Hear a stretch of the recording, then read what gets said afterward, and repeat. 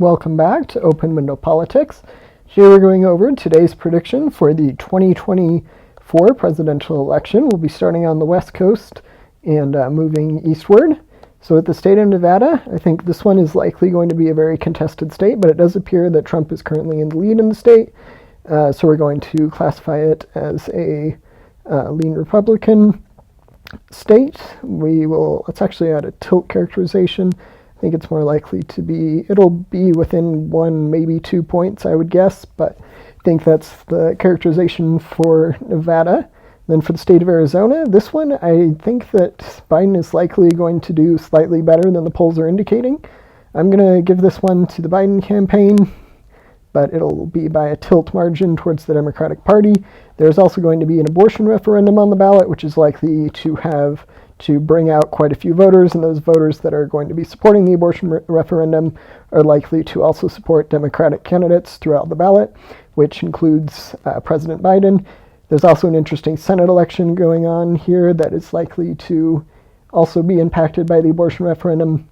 The Senate candidate is a very unpopular candidate, Kari Lake, and there's a chance she brings down support enough in the Senate race that passes over to on the presidential level. Generally, it doesn't work that way. Usually it goes vice versa, but it's a possibility that ends up happening. Next up, we get to the state of Wisconsin. So this is the state where Republicans are going to be holding the Republican convention, to nominate Trump as their candidate, and it's going to be a close state. It was a very close, I think it was the second closest state in 2020, with Georgia being the closest. But I do think that the state is likely going to be in the tilt Republican column. The polls have it pretty close to tied, but I do think that the state is likely going to vote Republican. Next up, we'll get to the state of Michigan. I think there are a couple factors here that are hurting Biden's chances.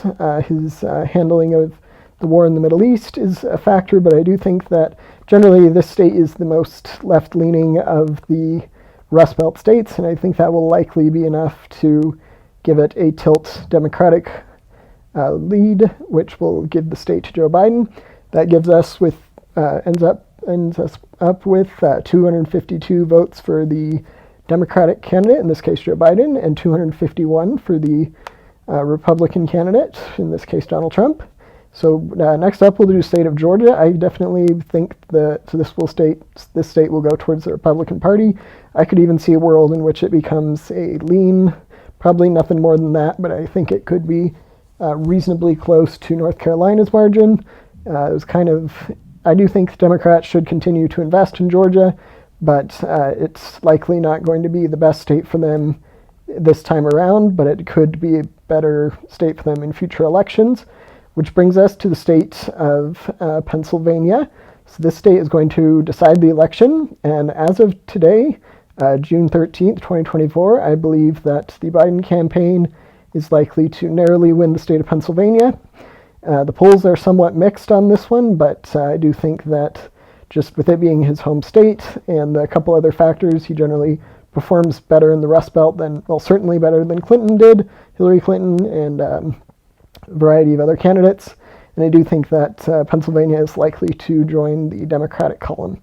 That ends up with President Joe Biden at 271 electoral college votes to Donald Trump with 267. I could definitely see a world in which Wisconsin and Arizona flip. Those two, I think, are going to be some of the closest, but I do think that Pennsylvania and Michigan are likely in the Democratic column, but we'll have to see what happens on election night. Feel free to let me know if you